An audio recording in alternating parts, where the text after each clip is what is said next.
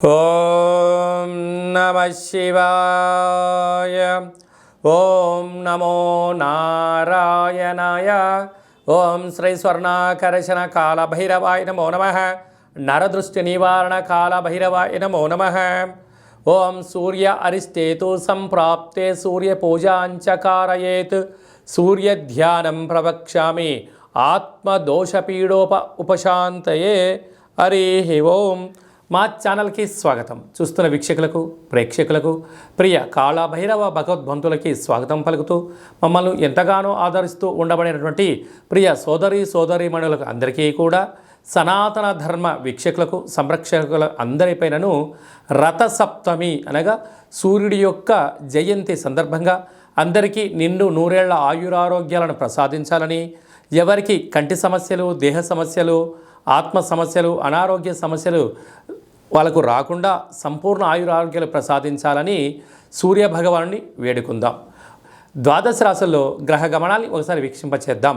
మేషరాశిలో గురు సంచార స్థితి, కన్యరాశిలో కేతు సంచార స్థితి, మకర రాశిలో కుజుడు, బుధుడు మరియు శుక్ర సంచార స్థితి, కుంభరాశిలో రవి మరియు శని సంచార స్థితి, మీనరాశిలో రాహు సంచార స్థితితో ద్వాదశ రాశులలో గ్రహ గమనాలు ఫిబ్రవరి ద్వితీయార్థంలో ఈ విధంగా ఉన్నాయి.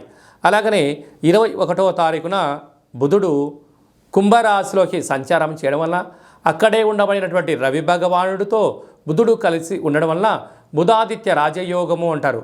ప్రభుత్వ ఉద్యోగం ప్రయత్నం చేసేటువంటి వారికి ఇది చాలా మంచి కాలము అని చెప్పి గమనించాలి. కుంభరాశి వారు రథసప్తమి సందర్భంగా ఎలాంటి విధి విధానాలు పాటించాలో ఈ వీడియోలో సవివరంగా సంపూర్ణంగా తెలుసుకుందాం.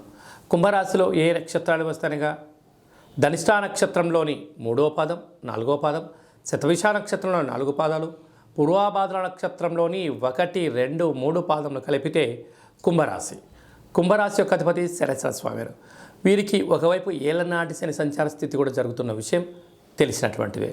అందులో మధ్యమ సంచార స్థితి కూడా జరగడం, అదే కాకుండా చాలామందికి పుట్టినటువంటి కాల సమయంలో డేటా ఆఫ్ బర్త్లు లేనటువంటి కారణం చేత పేరు యొక్క మొదటి అక్షరాన్ని అనుసరిస్తూ ఆ రాశిని తెలుసుకునే ప్రయత్నం చేద్దాం.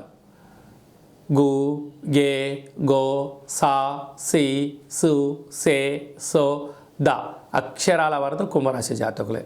మధ్యమ ఏళ్ళనాటి శని రాశిలోనే రవిచేత శని భగవానుడు ప్రస్తుత కాలమాన ప్రకారంగా సంచారంలో ఉండడం వలన ఈ రథసప్తమి సందర్భంగా తప్పకుండా సూర్యభగవానికి పంచామృతములతో అర్ఘ్యం వదిలిపెట్టడం, వీలైతే పసుపు నీళ్ళతో అర్ఘ్యం వదిలేయడము, 12 సూర్యాసనాలు వేయడము, సూర్య నమస్కారాలు వేయడము, ప్రతిరోజు క్రమం తప్పకుండా వ్యాయామం చేయడము, తప్పకుండా నడక అవసరము, సూర్యకిరణాలు పడే ప్రాంతంలో మౌనంగా ధ్యానం చేయడం వలన కంటి సమస్యలు, పంటి సమస్యలు, దేహదారుఢ్యత పెరుగుతుంది, శత్రువుల నుంచి తట్టుకునేటువంటి మనోధైర్యం కలుగుతుంది, ఆరోగ్యంగా ఉండడానికి ప్రయత్నం అవుతుంది అని చెప్పి గమనించాలి.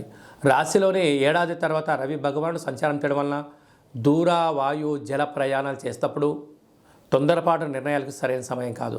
మీ జన్మ నక్షత్రం రోజున అష్టమి పూర్ణిమ తిథి ఎందున మౌనంగా ఉండే ప్రయత్నం చేయండి. వీళ్ళతో గోమాతకు ఆహారం పెట్టండి, నదిలో చేపలకు కానీ జల జీవరాశులకు ఆహారం వేయండి, పక్షులకు పెట్టండి.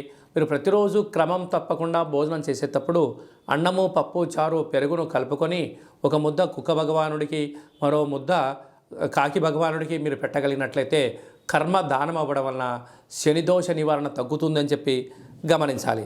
అలాగనే వీరికి వ్యయంలో కుజ, బుధ, శుక్ర సంచార స్థితి కారణం కుజదోష ప్రభావం కారణం వలన పంచభూతాలతో, మానవులతో అపహాస్యంగా ఉండొద్దు.